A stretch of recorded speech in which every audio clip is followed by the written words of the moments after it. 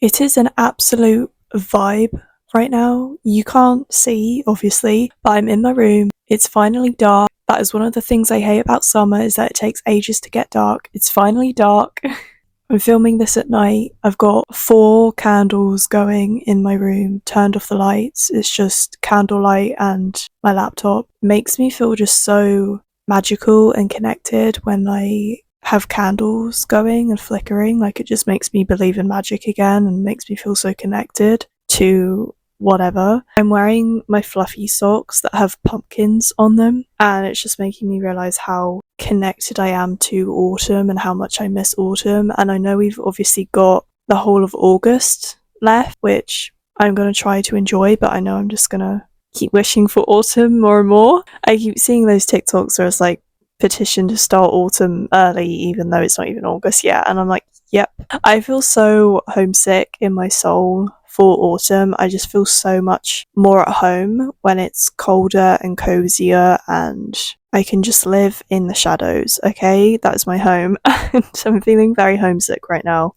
Okay, we can talk about Snow White now. Yay. Following my recent upload, I watched Snow White, and honestly I didn't think it was as bad as I thought it was going to be, but I think that's because I thought it was going to be so horrendous, because everyone was just talking about it in such a negative way that I was like hyping it up to be so bad. It's not the worst film I've watched, but I also gave myself a break halfway through. I think like one evening I started watching it while I ate, and then I stopped myself because I was finding it a bit boring, but I kind of just told myself like, hey, it's a kid's film, like maybe I'm just not the target audience. So that's fair enough. But also in my head I was like, this is dragging, so much is happening, and it's just so like nothing's happening at the same time, if you know what I mean. And also as well, like I just found it so boring because, well, first off, I forgot or just didn't know that it was a musical. I know most Disney films are, which is fine, but I'm not the greatest fan of musicals. Don't get me wrong, there are some I really love, like Beauty and the Beast, bops, non-stop bops. Rocky Horror Picture Show, again, non-stop freaking bops. Like there are quite a few musicals that I could pick out that I say I love, but most of the time I cannot enjoy musicals, especially if I feel as though the songs are a bit repetitive. But that's not the fault of the film, that's just like a personal preference of mine. However, The Prince was the film's fault, and I could not stand him. First of all, he wasn't even a prince, he was a bandit, or I mean, like, no, his whole character was literally Walmart's self-righteous Robin Hood. Like, the whole time he blamed her for his problems and he acted so stuck up and just plain insufferable, okay? And I don't even know his name. I'll call him love interest, or I'll call him the prince, even though I know he's not a prince, but I can't even remember his name. And just thinking about it, like, annoys me. So they first meet, and she's trying to be so polite to him, and he is just awful to her. Like, he blames her for everything going wrong. He's like, well, I don't see the princess anywhere trying to help us out. Well, why don't you talk to the queen? Like, I'm out here doing the most, stealing potatoes and making my speeches, and you're here sweeping the floors. Like, how and for why? By the way, when they first meet, like, she's literally just like a serving girl to him. And he literally is like, why don't you talk to the queen? Why don't you make a difference? What are you doing with your life? I'm stealing potatoes. What are you doing with your life? And it's like, oh yeah, okay then. This evil queen who has essentially turned the kingdom into a gloomy cold wreck of its former self, turned all of its men into soldiers, and has taken every bit of comfort, beauty, and food away from her people to have for herself because, you know, she only cares about herself. But yeah, I'm sure once this serving girl, who she literally does not care 1 ounce for, will change her mind. Like, oh yeah, I'm sure the evil queen will hear out this serving girl. I'm sure once she just listens and has time to reflect, she'll realise the error of her ways and come back to peace and love. Ringo Starr, peace and love. Like, no. In what world, sir? You literally just want to make it seem like you have it worse than everybody else in this entire film. And yet at the same time, you're just so brilliant. And then after she goes out of her way, after Snow White goes out of her way to not only save him, but also steal bread and take it to him when they meet again, he has the audacity to keep up this woe is me charade and then sings this annoying song called Princess Problems or something. I assume that's the title because he sings it like every other bloody line.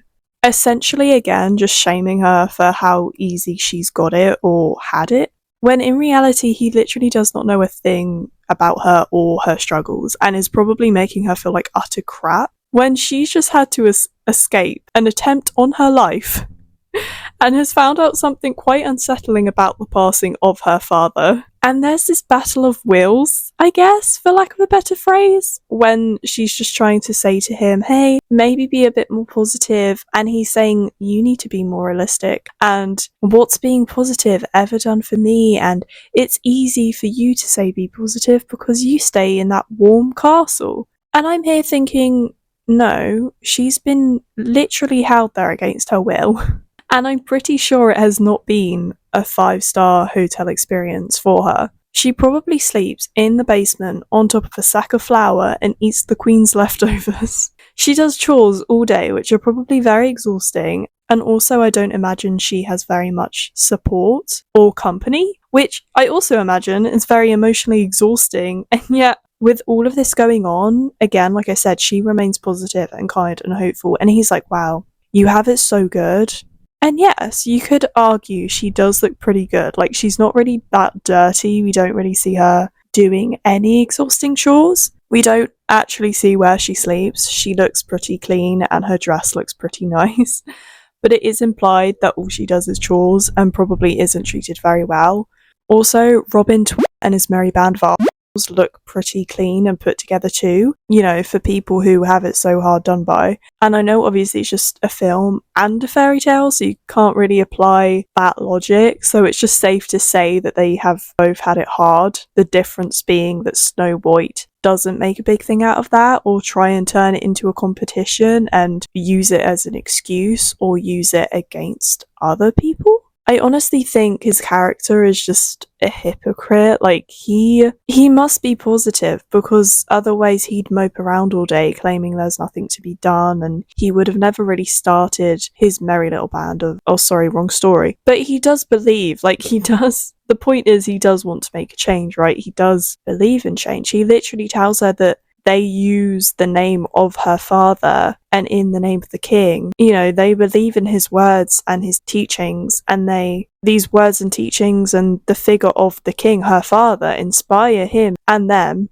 And then he moans at her for being positive and, man, what have you done with your life? I have it so much worse than you. I'm here thinking, wow, you're just a self-righteous dreamer who puts on a lot of show and then doesn't actually do a lot of actual doing. He essentially attacks Snow White for remaining kind and positive, even though he does have some of those traits himself. And he doesn't really do a whole lot himself, even though we kind of assume by the state of the kingdom, you know what I mean? Like, the people are still miserable, the kingdom is still in tatters. Like, Robin Hood, what are you doing? What have you done? I think they were just trying to do like an enemies to lovers kind of thing, and I love that. I love that trope so much. I think it was so interesting as well to see what they did to his character, considering in the original he got like 10 seconds of screen time. So they literally could have gone anywhere with him, and I do like his character, or at least what I think they were trying to do with him. And this is no hate to the actor, by the way. He was obviously doing what the script was telling him to do, and, you know, the director and everyone else behind the camera who had that power as well, you know? But I think the way they executed the character and wrote him and did the whole enemies to lovers thing was just not it for me personally, okay? This is just my opinion. He was just so annoying and self-righteous. Like, he blamed her for everything, insulted her, and then jumped in front of an arrow for her and was like, I literally took an arrow for you, why do you think I'm so awful?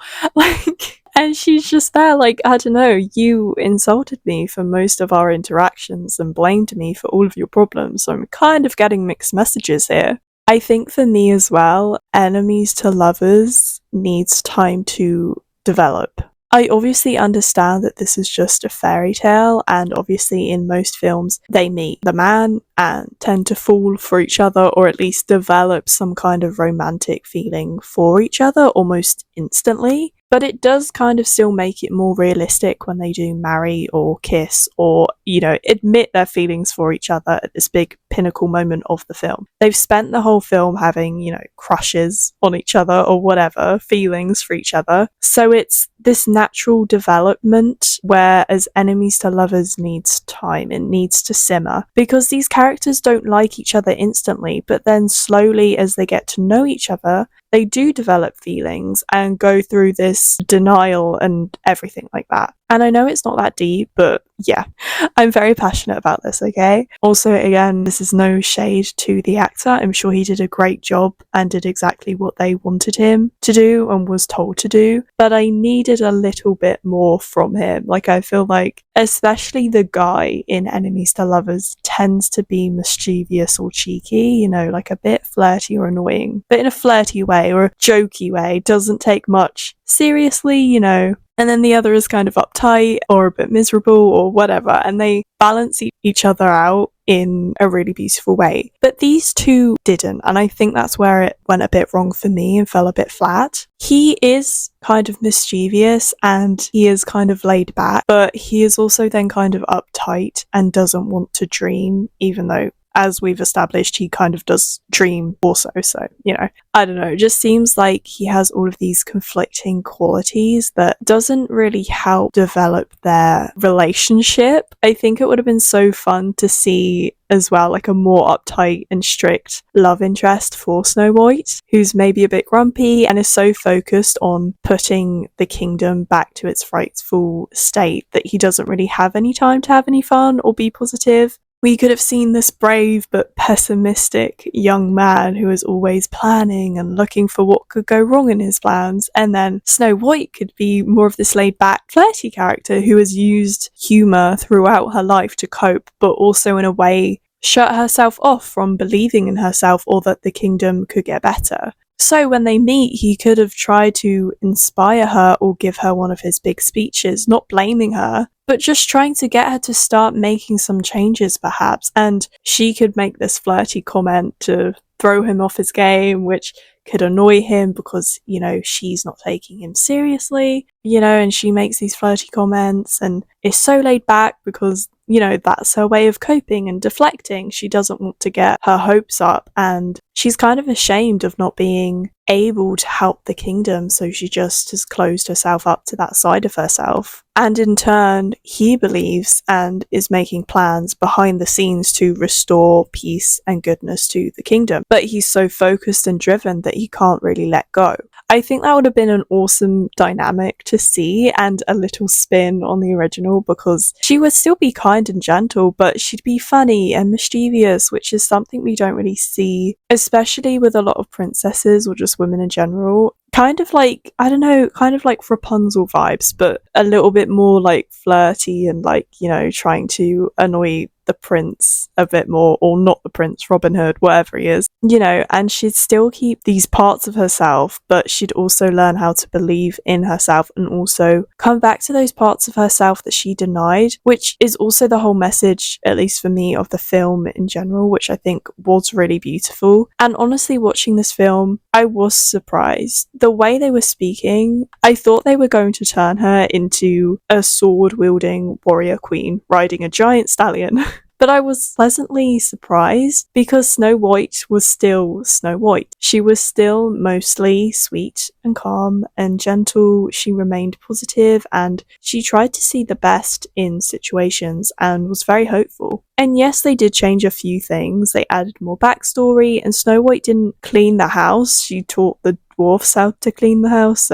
Great, cool, whatever. But essentially, she was still fair and kind and gentle. She used song and words to get the kingdom back, not violence. And yes, this is different from the original, but I don't think it's a terrible change, and I kind of liked it. I think overall why the feedback was so bad and why the audience reaction was maybe so bad on this film was because of how they spoke about the original. I think them speaking so poorly about the original film and just being so negative and just putting the original character down, which essentially was putting others who saw themselves in the character down, made people not want to give this film a chance, because I didn't want to see some sword-wielding warrior queen sending a message to little girls that there is only one way to be brave and strong, and it's not by being kind and gentle. No, I wanted to see Snow White. And so when I did give this film a chance and I did see Snow White, I was pleasantly surprised. I was like, oh, she is still kind and gentle, and she is still using positivity and words and love to help her be brave and stand up to evil. And,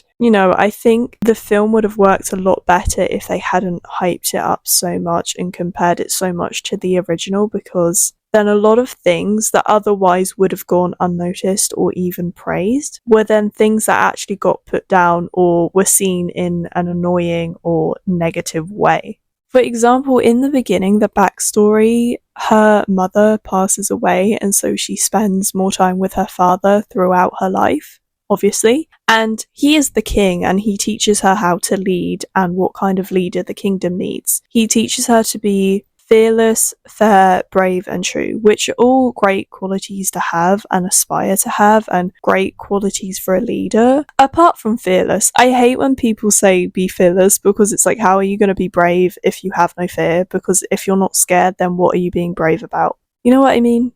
But anyway, I digress. I think fair, brave, and true would have been fine. But anyway, I don't think we needed fearless.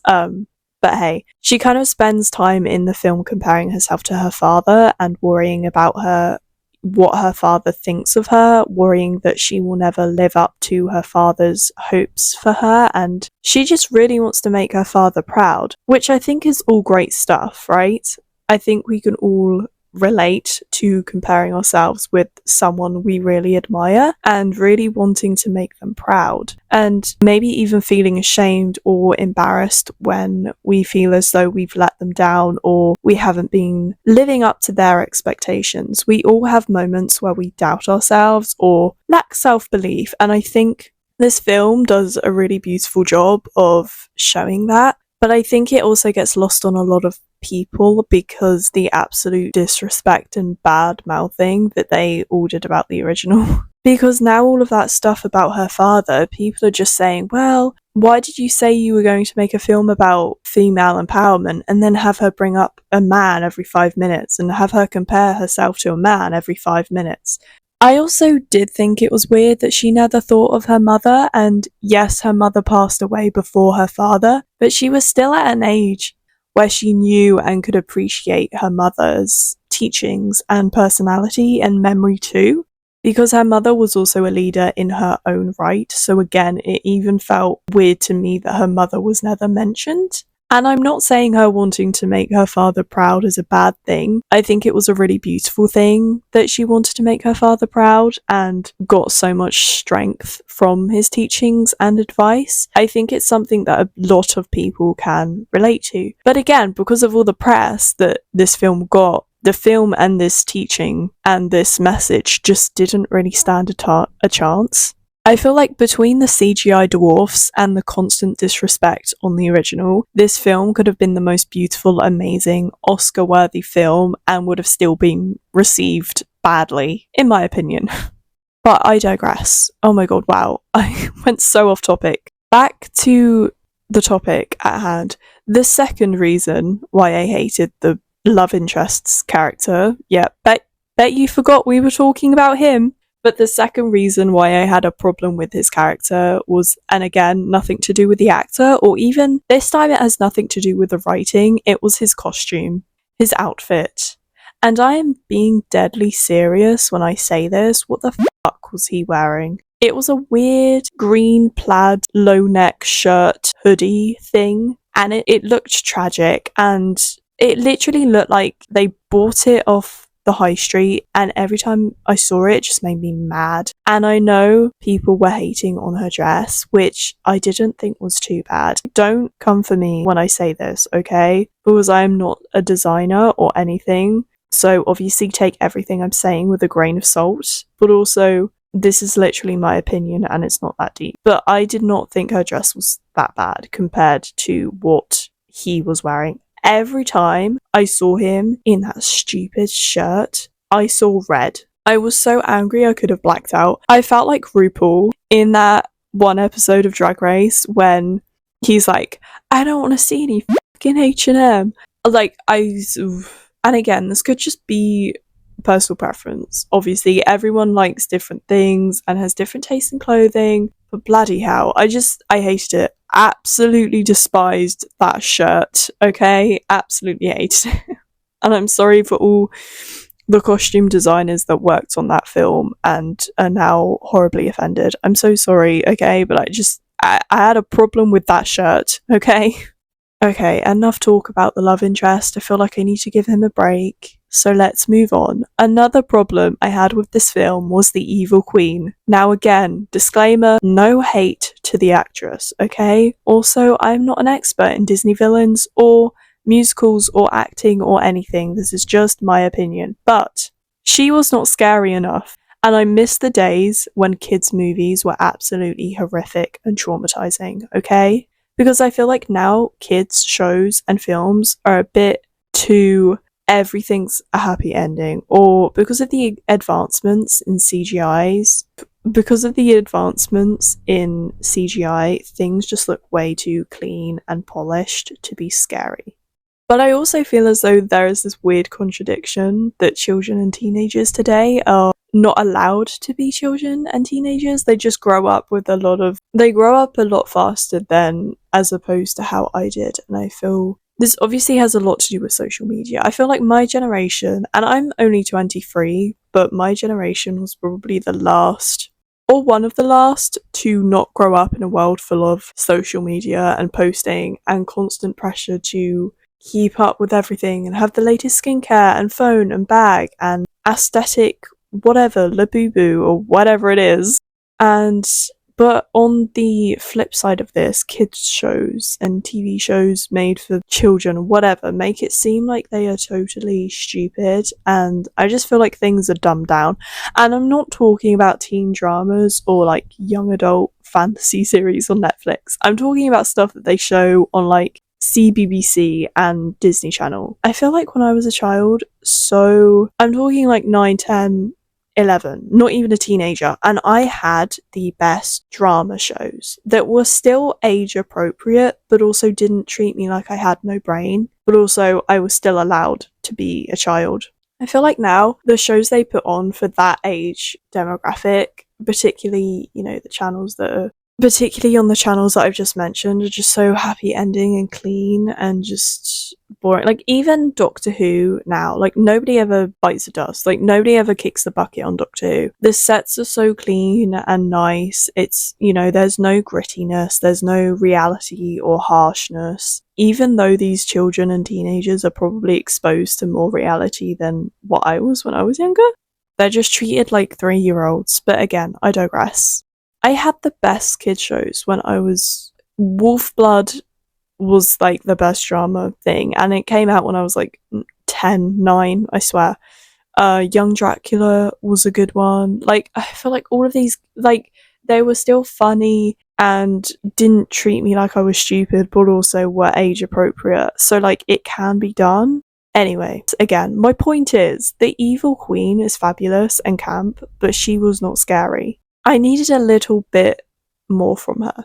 I needed her to have some grittiness, some gruffness to her. I know she is all about beauty and perfection and being the fairest, but she's also the evil queen. Like, I needed a bit more from her. Because her being fabulous and a bit camp is amazing, and I love it. And I think we can all agree that most, if not all, Disney villains are a bit fabulous and camp. Like, it's in the job description.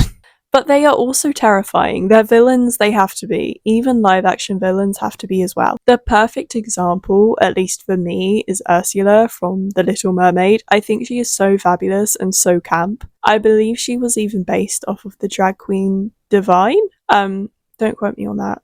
Rest in peace, girl. But yeah. But she was also absolutely terrifying. Same with the original Evil Queen.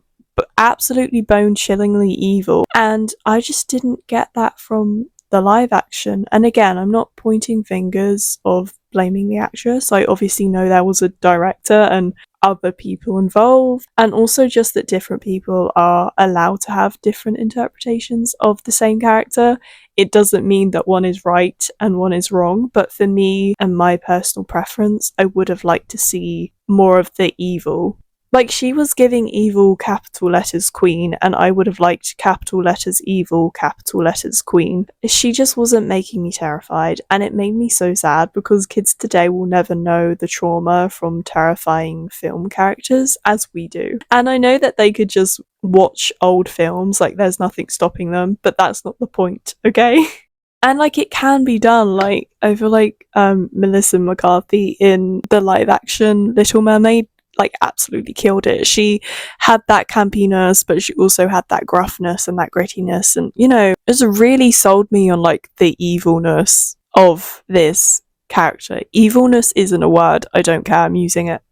I also feel as though her song was just not scary at all. And it was theatre kid, it was camp, great, cool, but was it scary, and did it make her feel like a truly terrifying villain and like a true threat? No, not really. Even when she walked down to her basement to make the poison apple, it still wasn't scary. And I was waiting for it to get dark. Like, I was waiting for it to get so gothic and bone chilling. And it didn't. And again, this just is my opinion, but for me, I would have liked to see them hype up the whole setting 1,000% more. Again, I was waiting for it to get gothic. I love the gothic, I love those vibes. And in the original movie, that scene with the poison apple and her turning into the old lady traumatized me so much. And this just didn't have the same effect. And I know that you can pass it on to the fact that it was older, lower quality, perhaps, fuzzier, you know, which would have all added to the scare factor, but I think they could have still made it scarier if they wanted to. And the reprise of the song just took me way out of it. Like, when she started singing again, I was thinking, nope. Vibe's gone. If there was ever a vibe in the room with us, it has now just walked out of the door.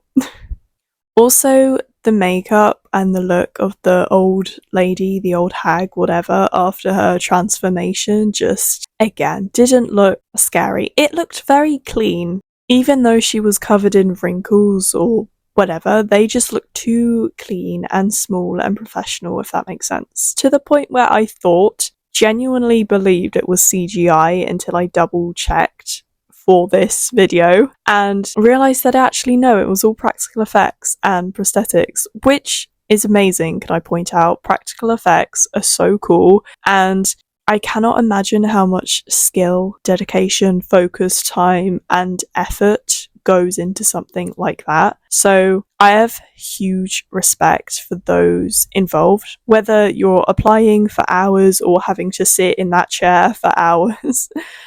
Just huge respect.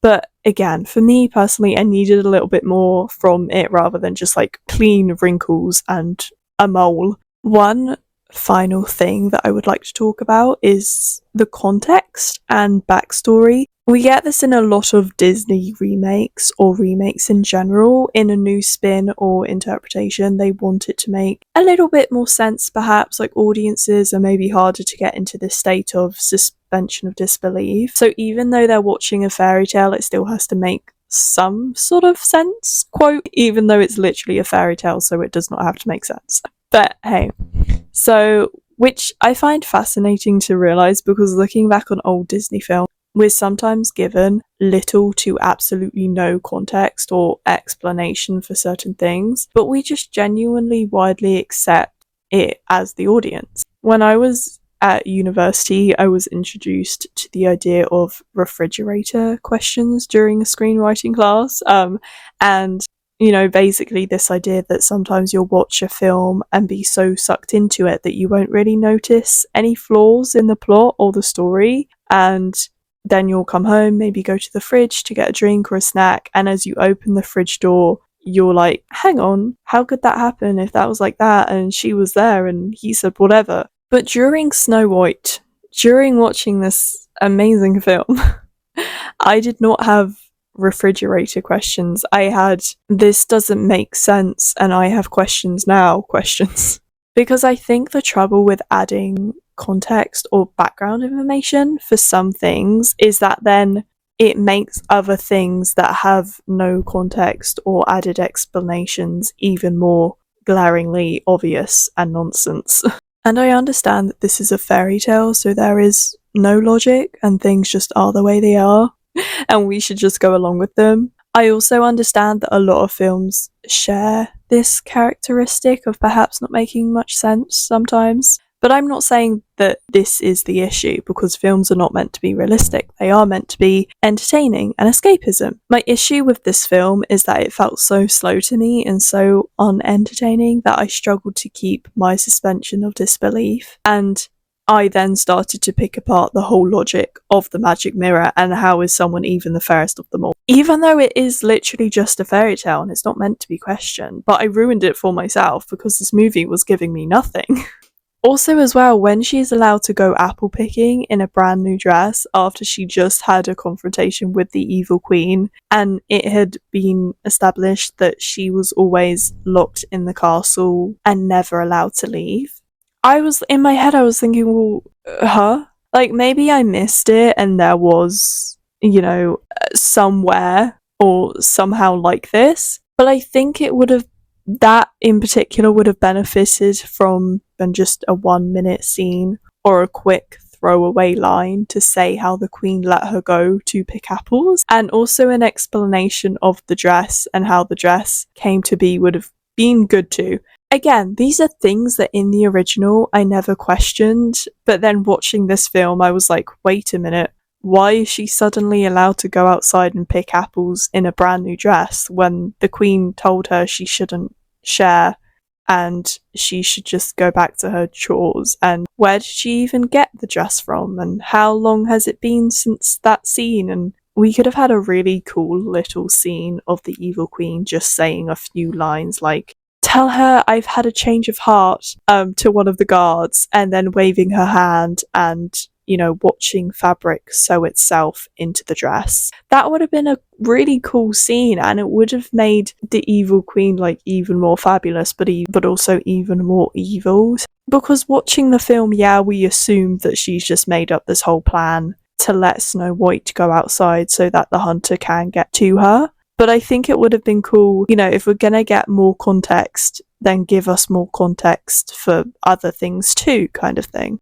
I know it was heavily implied, and they're assuming that the audience is putting two and two together, which we kind of are, but I think it's still such a dramatic change of heart for the queen that having a small scene like that would have explained things to me rather than me sitting there being like, well, I guess she probably gave her the dress and let her out to lure her to the huntsman. Also, again, it was just a bit weird how Snow White never questioned her intentions herself. I understand that Snow White is this kind and naive character that is believing in positive change for, everyone can change and be amazing. But, if they're talking about, making this great, inspiring film for women, then they could have still had this moment where Snow White kind of questions the queen and kind of is like, oh wow, it's so nice that the queen is letting me pick apples, but also there could have been that one part of her that's like, this is still a bit strange though, and I wonder why she's letting me do this. I'll keep my guard up, like just something like that, and it wouldn't have taken long. It would have just added like a few more seconds to the film, and to counteract that we could have gotten rid of the Princess Problems song, and I don't think the film would have been worse off, to be honest with you. So yeah, that is my rant / review of the film. I really didn't think it was that bad. I think it would have just been a lot better and received a lot better if they were a bit more kinder and respectful to the original source material. But hey, that's just me. I hope you're having a beautiful day, night, whenever you're listening, and I will yap to you very soon. But for now, I'm gonna let you go. Bye bye.